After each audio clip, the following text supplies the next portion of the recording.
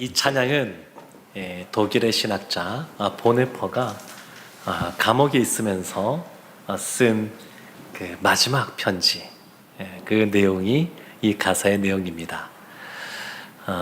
그런데 이 보네퍼 말고도 소설가 중에 러시아의 대문호이죠. 그 도스토옙스키가 28살 젊은 나이에 사형을 언도받습니다. 원래는 그냥 국가에 대해서 그렇게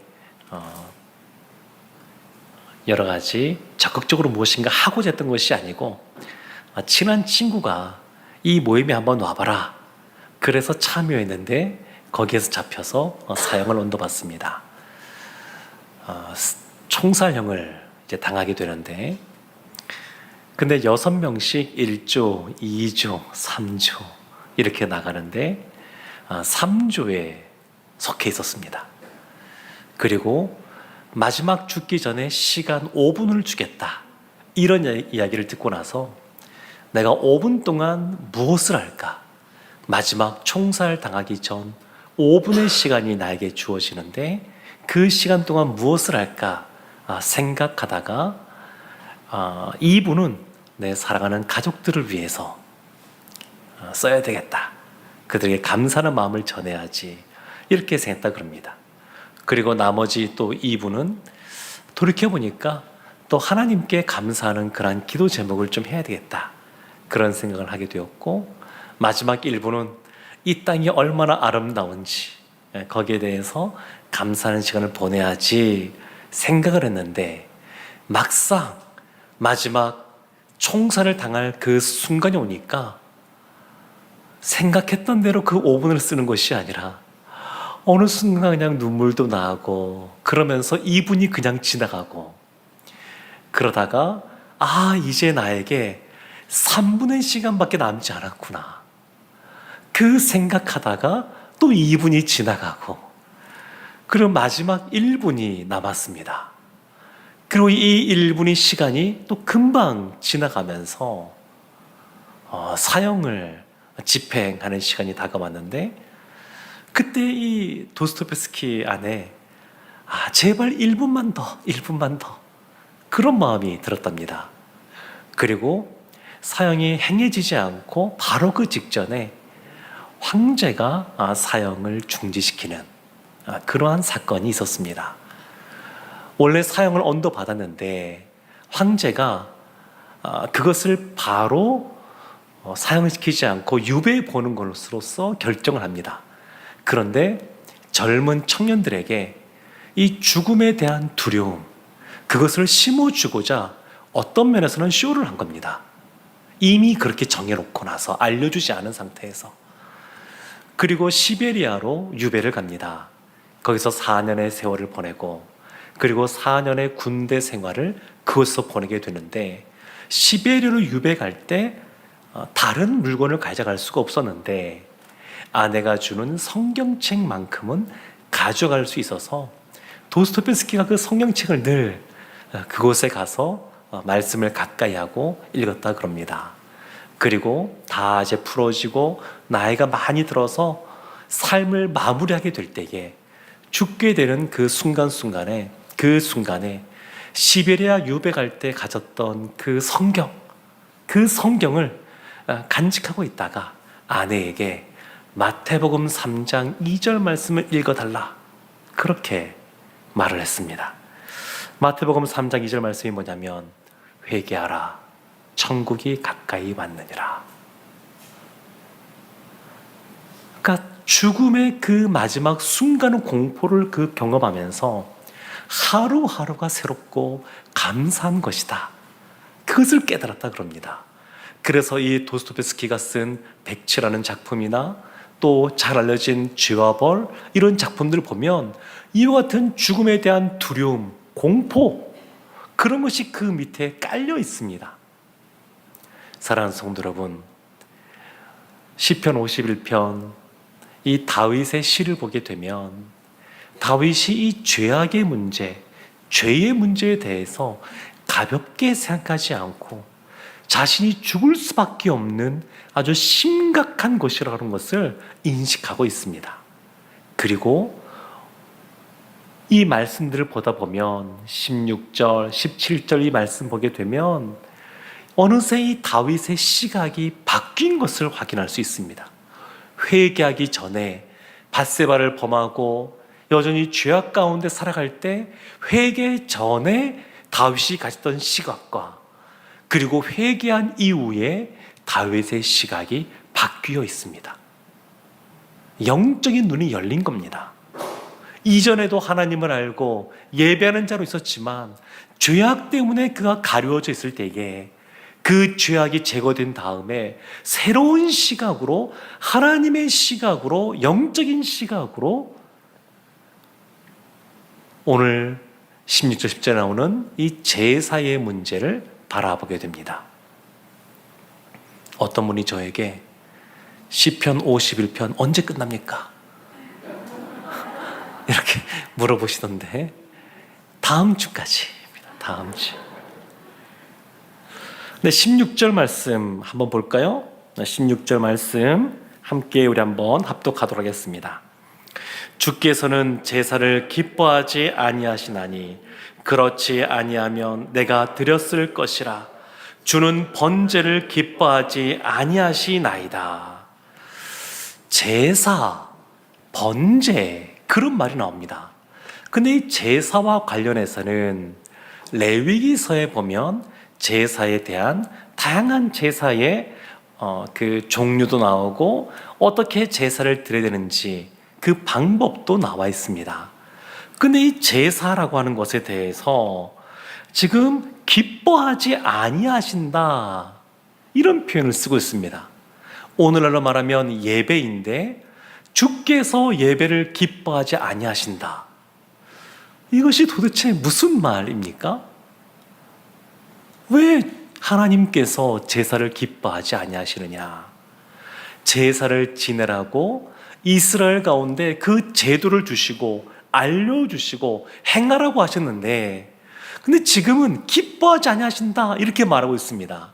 그래서 제사, 우리가 지금 드리고 있는 이 예배에 있어 중요한 것은 뭐냐면 우리가 얼마나 많은 희생 제물을 가지고 나왔느냐, 얼마나 자주 하나님 앞에 나왔느냐, 그리고 그 제사를 드릴 때에 우리의 마음에 얼마나 시원한 마음이 드느냐, 그것이 중요한 것이 아니라 하나님이 그것을 어떻게 바라보시느냐, 그것이 중요하다는 것을 다윗이 깨달았습니다. 다윗이 왕으로 있을 때에 늘 하나님 앞에 제사를 드렸습니다. 안식일마다 제사를 드릴 뿐만 아니라 절기 때도 드렸고, 그리고 날마다 매일 번제를 하나님 앞에 드렸습니다. 그러니까 다윗이 왕으로 있으면서 밧세바를 범한 이후에도, 그리고 그의 남편인 우리아를 죽음의 그 전쟁터로 내몬 이후에도 여전히 하나님 앞에 제사를 지내고 있었습니다. 안 지내지 않았습니다.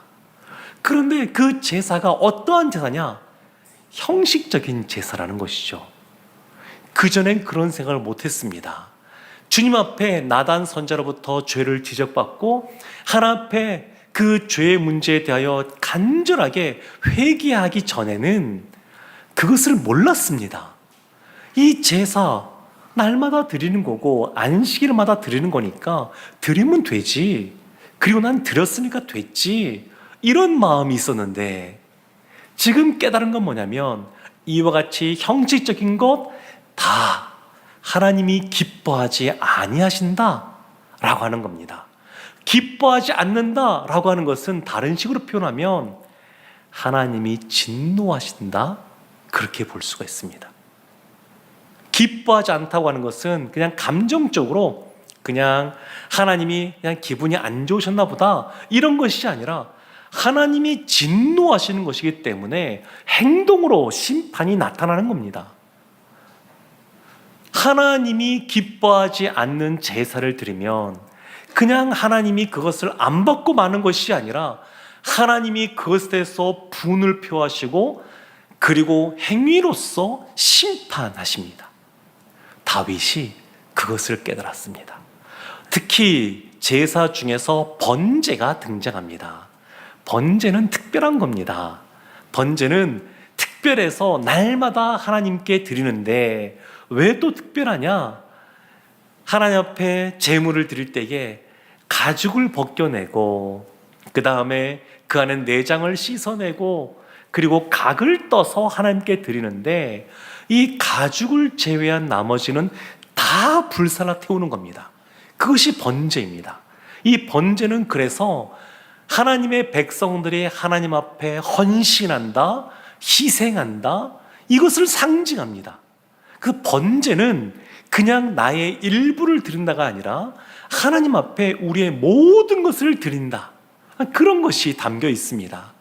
번제의 성격 중에 또 함께 속죄제로서의 성격이 있는데, 하나님 앞에 하나님 나의 죄가 요 조그만한 것, 요 한 부분, 요 한두 가지, 이런 것을 말하는 것이 아니라 번제를 드릴 때 모든 것을 불태우는 것은 우리가 우리 자신을 돌이켜보니까, 내 자신을 돌이켜보니까 나는 죄악에 사로잡혀 있는 죄인으로서 있는 그냥 나의 전체가 다 죄로 물들어 있구나, 그것을 깨닫고 하나님 앞에 나아가는 겁니다.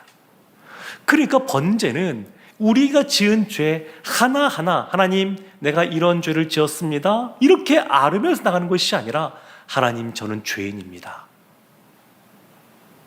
저는 더러운 흙으로 지어진 죄인입니다, 이렇게 나가는 것이 번제입니다. 그래서 이 번제는 특별한 겁니다. 번제를 드릴 때 그래서 무엇을 깨달을 수 있냐면, 이 번제는 하나님 앞에 우리의 모든 것을 헌신한다, 드린다, 그런 의미가 있으니까. 왜 드리냐면 하나님이 우리를 만드신 창조주이시고 우리의 주인 되시는 분이시니까 하나님께 모든 걸 드린다는 것이거든요. 그래서 하나님과의 관계가 중요합니다. 날마다 번제를 드리는 것, 날마다 하나님과의 그 관계 속에 바로 있겠다는 의미인데, 하나님의 관계가 어긋나면, 어그러지면, 그러면 그것이 바로 죄라고 하는 것을 깨닫게 하는 것이 번제입니다. 번제를 드릴 때마다 하나님과의 관계를 생각하는 겁니다. 내가 지금 하나님이 기뻐하시는 예배를 드리고 있는가? 그냥 주일날 한번 예배 드린 곳으로서 나는 다 드렸어. 그리고 우리가 예배 드릴 때마다 회개와 사죄의 기도를 하지 않습니까? 예배 시간에 회개와 사죄의 기도가 있어서 내가 그 시간에 참여했어, 그러면 나는 깨끗한 사람이야, 이렇게 생각한다. 그러면 하나님 앞에 우리가 예배를 형식적으로 드리는 것은 아닌지 돌이켜 보아야 됩니다. 하나님이 기뻐하시는 그 제사는, 그 번제가 있는데, 그 번제가 뭐냐? 17절 말씀에 이렇게 나옵니다. 우리 함께 17절 말씀 함께 보겠습니다. 하나님께서 구하시는 제사는 상한 심령이라, 하나님이여 상하고 통회하는 마음을 주께서 멸시하지 아니하시리이다. 아멘. 이 번제라고 하는 것, 우리 창세기 말씀 보면 노아가 등장하는데, 그 노아가 방주에 나와서 제일 먼저 하나님께 한 행동이 제단을 쌓고 번제를 드리는 겁니다. 하나님과의 관계를 회복시키는 겁니다. 번제가 그만큼 중요합니다. 하나님과의 관계를 바로 해야 되는데, 그래야 하나님이 우리의 제사를 기뻐하시는데, 어떻게 하면 하나님이 기뻐하시는 제사를 드릴 수 있느냐?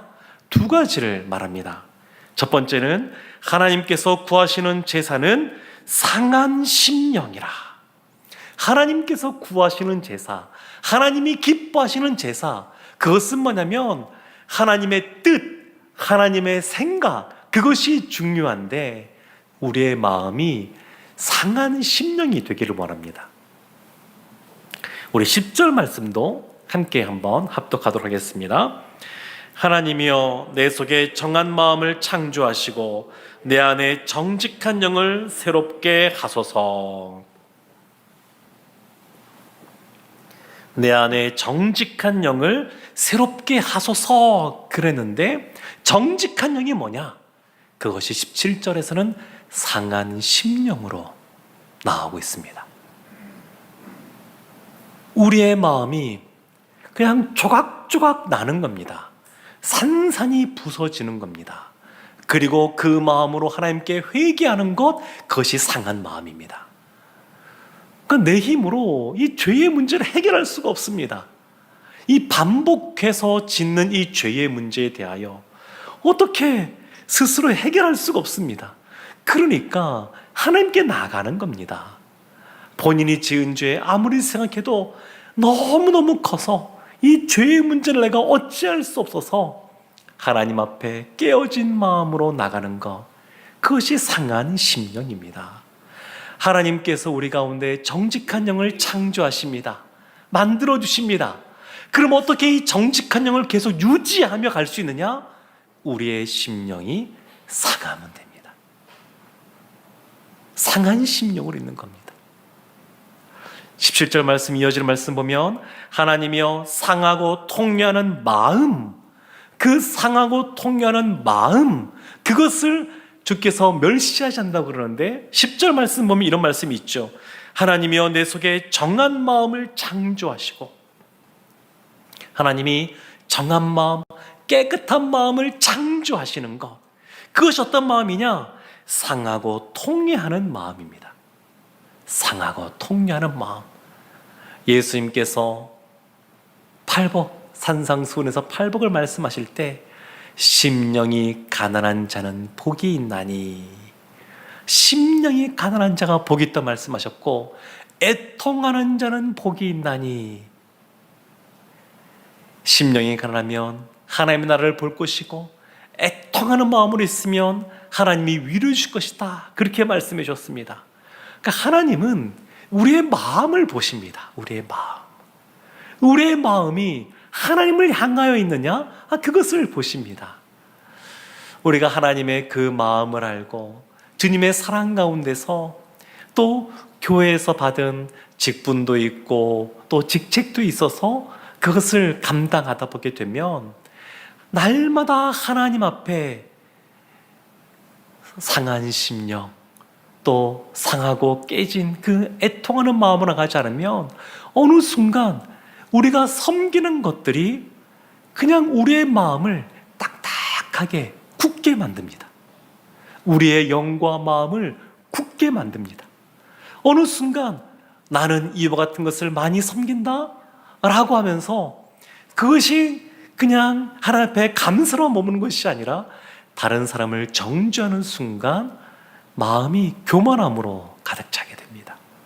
그러면 그와 같은 섬김, 그와 같은 헌신, 이것이 하나님이 기뻐하지 않으시는 그와 같은 모습이 됩니다.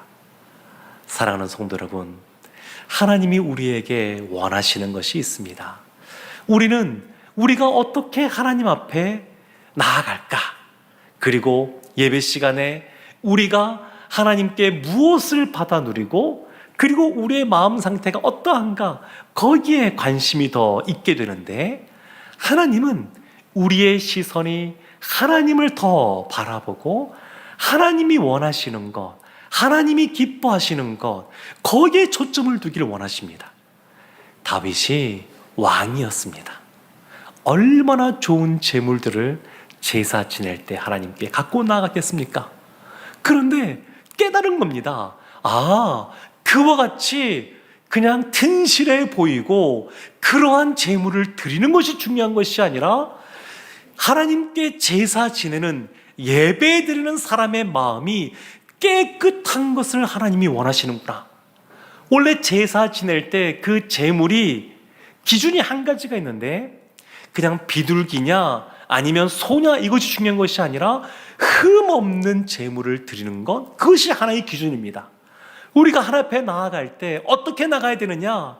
다른 것보다 가장 중요한 건 하나님 앞에 정결하게 나아가는 것, 상한 심령으로, 그리고 상하고 통렬한 마음으로 나아가는 것, 그것이 하나님이 기뻐하시는 예배인 줄로 믿습니다. 이것이 참 어렵습니다. 그래서 루터도 그렇고 중세시대 때 수도사들이 그래서 날마다 자기 전마다 기도한 것이 뭐냐면, 하나님 나의 죄를 사하여 주소서. 그렇게 기도했습니다. 우리가 생각할 때 우리가 인식하지 못하는 죄도 우리가 짓고 있다는 것을 우리가 인정한다 그러면 하나님 앞에 날마다 상한 심령, 상하고 통렬한 심령으로 나가야 될 줄로 믿습니다. 이 마음이 신약에서는 어떠한 사건으로 극명하게 드러나냐면 바리새인의 그 기도와 그리고 세리의 기도입니다. 바리새인은 율법을 많이 합니다. 그리고 하나님의 그 율법을 잘 지킨다고 자부하는 사람입니다. 금식 그렇게 안 해도 되는데 일주일에 2번씩이나 금식합니다. 그리고 기도할 때 손을 들고 눈을 들고 큰 소리로 하나님 저를 세리와 같이 만들지 않아줘서 감사합니다. 그렇게 말하는 사람이었습니다. 그 굳어 있는 것이죠. 다윗이 회개하기 이전에 죄악 가운데 있을 때 형식적으로 드리는 그 제사, 그와 같은 모습으로 바리새인이 기도한 겁니다. 반면에 세리는 그 가슴을 치면서 차마 하나님 앞에 뭐라고 기도할 수 없는 그런 마음으로 나아갔습니다. 하나님께서는 그 마음을 귀하게 보셨습니다. 과부의 2랩돈, 그 가장 작은 것이지만 그 과부가 자신의 전 재산을 드렸다. 예수님이 그렇게 말씀하시면서 누구보다 크게 하나님께 드렸다. 이렇게 인정해 주신 것처럼 하나님은 우리의 마음을 보십니다. 사랑하는 성도 여러분, 다윗이 회개하고 그의 시각이 영적인 눈이 바뀐 것처럼 우리도 주님 앞에 자복하고 통렬한 심령으로, 상한 심령으로 나아가 하나님 앞에 우리의 모든 죄악을 고백하고 하나님이 우리의 영안을 열어줘서 늘 주님 앞에 신실하게 진실하게 살아가는 하나님의 자녀로 삼아주시기를, 또 그와 같은 것을 사모하는 우리 모두가 되기를 주님의 이름으로 축원합니다. 아멘.